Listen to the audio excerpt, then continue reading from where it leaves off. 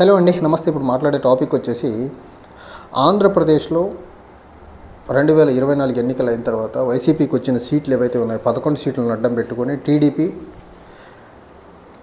తర్వాత టీడీపీని మోసే మీడియా ఏదైతే ఉందో ఒక రకమైన అప్రహెన్షన్స్తో, ఒక రకమైన ఇమాజినేషన్లోకి వెళ్ళిపోయి జగన్మోహన్ రెడ్డి గారిని ఎలాగన్నా రోజు అపహాస్యం చేయాలా, 11 సీట్లే వచ్చినాయి, జనాలు రిజెక్ట్ చేశారు, 11 సీట్లే వచ్చినాయి, జనాలు రిజెక్ట్ చేశారు అనే ఒక వాదన ఎప్పుడు లైవ్గా ఉంచేదానికి జగన్మోహన్ రెడ్డిని రాజకీయంగా ఎప్పుడు ఒక దాన్ని ఏమంటారు డిస్కంఫర్ట్ జోన్లో ఉంచే ప్రయత్నం మాత్రం టీడీపీ, పర్టికులర్లీ టీడీపీకి సంబంధించినటువంటి మీడియా విభాగం అయితే చాలా బలంగా చేస్తుంది. I'm not saying TDP social media, it is టీడీపీని నిత్యం పొద్దున్నేసిన దగ్గర నుంచి సాయంత్రం వరకు టీడీపీ అవసరాల కోసమే పనిచేసే మీడియా గురించి మాట్లాడుతున్నాను. సో అందులో ప్రధానంగా జగన్మోహన్ రెడ్డి గారి మీద అనర్హత వేటేస్తారు, డిస్క్వాలిఫై చేస్తారు, మెంబర్షిప్ని తీసేస్తారు. ఒక ప్రొవిజన్ ఉంటుంది according to article 191 of the constitution. 60 days ఒక MLA 60 days without permission of the presiding officer of the house, be it assembly or Lok Sabha or Rajya Sabha or council, presiding officer, speaker అయితే స్పీకర్, చైర్మన్ అయితే chairman, కౌన్సిల్లో chairman ఉంటారు, అసెంబ్లీలో speaker ఉంటారు. వాళ్ళ permission లేకుండా, presiding officer permission లేకుండా కంటిన్యూస్గా 60 days ఆబ్సెంట్ అయితే then the seat will be declared as vacate. కానీ ఆంధ్రప్రదేశ్లో అసెంబ్లీ 60 రోజులు జరిగేదానికి ఆస్కారం ఉందా? అప్పుడు 10 రోజులు, అప్పుడు 4 రోజులు, అప్పుడు 5 రోజులు జరుగుతుంది. దీన్ని 60 రోజులు కంటిన్యూగా జరిగినట్టు కన్సిడర్ చేయరు కదా. అండ్ 60 రోజులు జరుగుతున్న క్రమంలో house should not be adjourned or prorogue for 4 days. కంటిన్యూస్గా 4 days హౌస్ అడ్జర్న్ అయినా, హౌస్ ప్రొరోగ్ అయినా again continuity will be missed. So continuity miss అయితే మళ్ళీ ఎప్పుడైతే హౌస్ రీఅసెంబుల్ అవుతుందో అక్కడి నుంచి మళ్ళీ 60 days కౌంట్ చేయాలి. సో ఈ ప్రాసెస్ మొత్తం జగన్మోహన్ రెడ్డి గారికి తెలిసి ఎలాగూ డిస్క్వాలిఫై చేయలేరు, స్పీకర్ చేతిలో అదేం లేదు ఇంకా పవర్స్. 60 రోజులు కంటిన్యూస్గా హౌస్ జరిగేదానికి ఆస్కారమే లేదు వితౌట్ బ్రేక్. 60 రోజుల మధ్యలో ఏ 4 రోజులు కూడా అసెంబ్లీకి హాలిడే ఇచ్చినా, అడ్జర్న్ అయినా ఆర్ ప్రొరోగ్ అయినా, that continuity will B discontinued. ఆ కంటిన్యూటీ ఒక్కసారి డిస్కంటిన్యూ అయితే 160 days కంటిన్యూ అనేది ఈ 5 years టెన్యూర్లో ఎప్పుడూ అవ్వదు. అవ్వకుండా జగన్మోహన్ రెడ్డి గారు డిస్క్వాలిఫై అయ్యేదానికి ఆస్కారం లేదు. ఈ సబ్జెక్ట్ని జగన్మోహన్ రెడ్డి గారు చాలా క్లియర్గా పట్టుకున్నారు. అండ్ జగన్మోహన్ రెడ్డి గారు ప్రతిపక్ష హోదా ఇస్తేనే అసెంబ్లీకి వస్తాననే కండిషన్ పెట్టారు. ఎస్, తప్పేముంది అందులో? 10% ఆఫ్ ద సీట్స్ వస్తేనే ప్రతిపక్ష హోదా ఇవ్వాలని రాజ్యాంగంలో ఎక్కడా పొందుపరచల.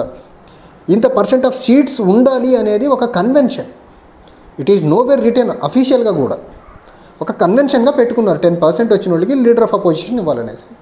ఆ కన్వెన్షన్ని బ్రేక్ చేయొచ్చు కదా. ఆంధ్రప్రదేశ్లో రాజ్యాంగబద్ధంగా పరిపాలించే పాలకుడు ఉన్నాడు చంద్రబాబు నాయుడు గారు, ఆయన పార్ట్నర్ పవన్ కళ్యాణ్ గారు ఉన్నారు, రాజ్యాంగబద్ధంగా నడిచే స్పీకర్ ఉన్నారు. అసలు ఆయన అన్పార్లమెంటరీ భాషే మాట్లాడరు. ఆయన అంత రాజ్యాంగానికి లోబడి, రాజ్యాంగ నియమ వాళ్ళకి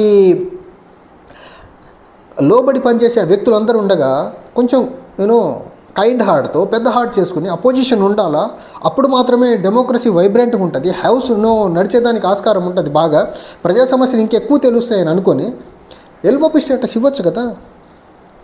salaries and allowances act of 1977లో కూడా ఎక్కడ 10% సీట్స్ ఉండాలని ఎక్కడ చెప్పాల. ఇది ఒక కన్వెన్షన్, ట్రెడిషనల్గా ఫాలో అవ్వుకుంటూ వస్తున్నారు అంతే. అది కూడా 1977 నుంచి మాత్రమే 10%, అంతకుముందు లేదు అసలు.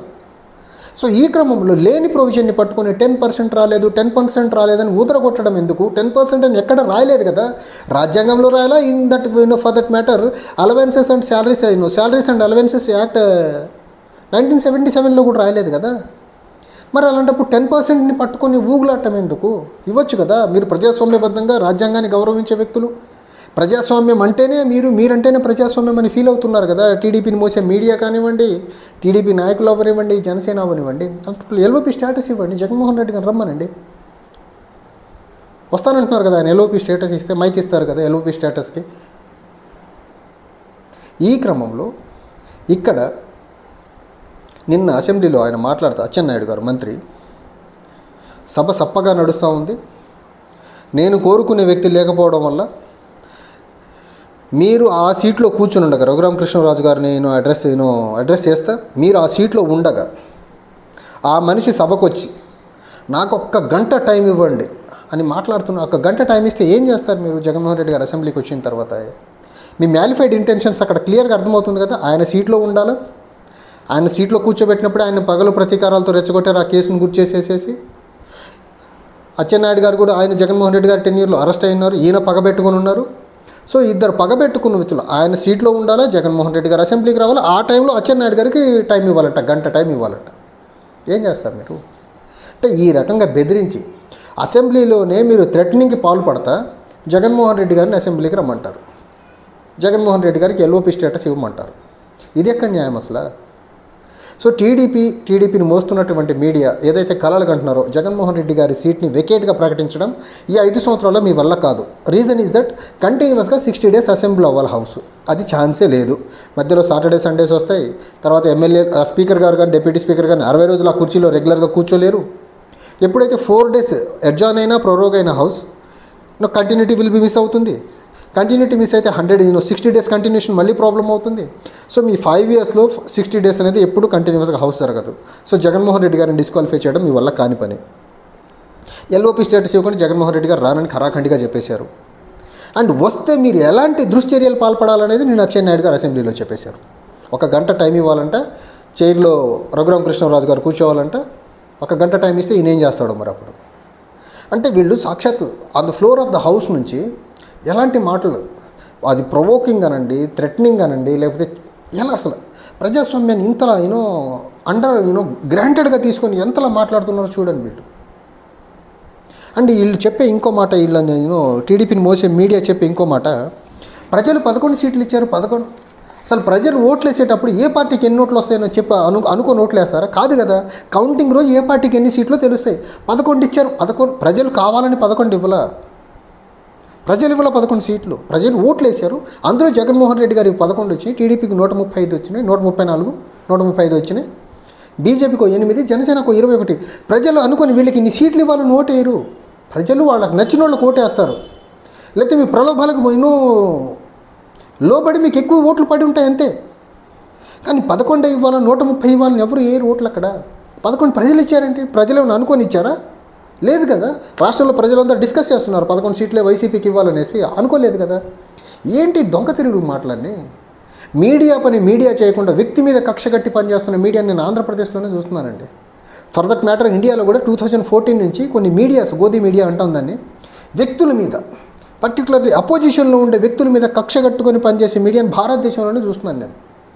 అక్కడ నేషనల్ లెవెల్లో కొన్ని మీడియా హౌసెస్ బీజేపీని మోసేదానికి, బీజేపీ ఇచ్చిన ఎజెండా మీదే సాయంత్రం డిబేట్స్ పెట్టే మీడియా హౌస్లు కూడా ఉన్నాయి ఇండియాలో.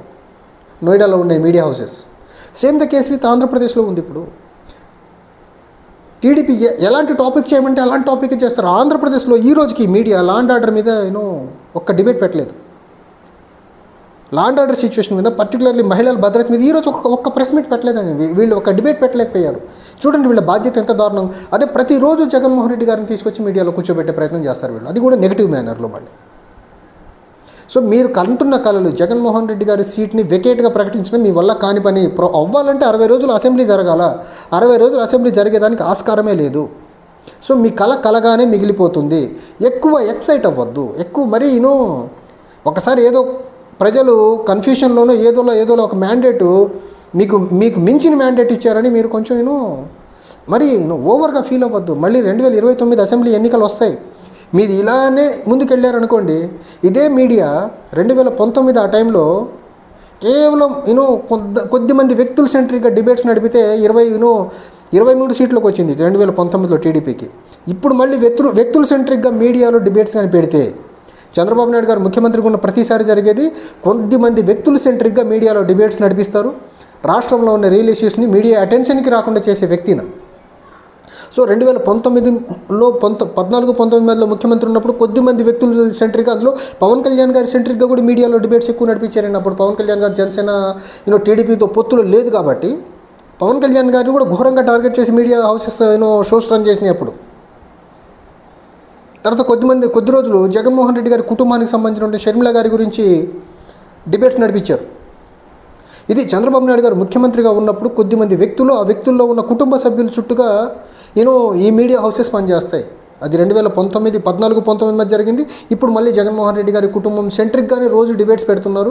అండ్ జగన్మోహన్ రెడ్డి గారిని ఎప్పుడు ఎలా డిస్క్వాలిఫై చేయాలని ఎక్సైట్మెంట్ మీడియా హౌస్లకు ఎక్కువైపోయింది. కానీ మీడియా హౌస్లు చెప్పినట్టు డిస్క్వాలిఫై చేసేదానికి లేదు. మీరు చేయాలనుకుంటే రాజ్యాంగాన్ని మార్చండి వెళ్ళి. ఈ ఉన్నటువంటి ఎల్లో మీడియా ఏదైతే ఉందో ఆంధ్రప్రదేశ్లో, ఆ ఎల్లో మీడియా మొత్తం వెళ్ళి నువ్వు పార్లమెంట్లో కూర్చొని రాజ్యాంగాన్ని సమూలంగా మార్చేసేసి పర్టికులర్లీ జగన్మోహన్ రెడ్డి గారిని ఎలా డిస్క్వాలిఫై చేయాలని ఒక కొత్త ప్రొవిజన్ని పార్లమెంట్లో కూర్చొని తీసుకొచ్చి మీ కళ నెరవేర్చుకోండి. అట్లీస్ట్ మీ పని మీరు చేయకుండా మీకు ఎందుకంటే చట్టసభలో స్పీకర్ చేయాల్సిన పని గురించి రాజ్యాంగంలో ఉన్న ప్రొవిజన్స్ సగం తెలిసి సగం తెలియక మీకు ఎందుకు ఇవన్నీ? ఏ మేనర్లో ఎలా డిస్క్వాలిఫై అవుతారో తెలియని వాళ్ళందరూ ఈ మీడియాలో కూర్చొని అసలు రాష్ట్ర అభివృద్ధికి ఎలాంటి సంబంధం లేని అంశాన్ని పట్టుకొని ఈ రకమైన డిబేట్స్ పెడుతున్నారంటే వీళ్ళని ఏమన్నా అసలు వీళ్ళ మీడియా అనాలా? కొద్ది పొలిటికల్ పార్టీ కోసం అరిచే మీడియా అనాలా వీళ్ళని? నిజంగా ఆంధ్రప్రదేశ్లో స్టేట్ ఆఫ్ మీడియా చాలా దారుణంగా ఉందండి. చూడాలి ఇంకా వీళ్ళు ఏ ఎక్స్ట్రీమ్కి వెళ్ళి జగన్మోహన్ రెడ్డి గారి మీద పగ తీర్చుకునే ప్రయత్నం చేస్తారని దానికి కాలమే సమాధానం చెప్తుంది. ఒకటైతే క్లియర్, రాజ్యాంగంలో ఉన్న ఏ ప్రొవిజన్ కూడా జగన్మోహన్ రెడ్డి గారిని ఇమీడియట్గా డిస్క్వాలిఫై చేసేదానికైతే ఏ ప్రొవిజను లేదు. వీళ్ళు ఏం చేస్తారో చూడాలి మరి. Thank you.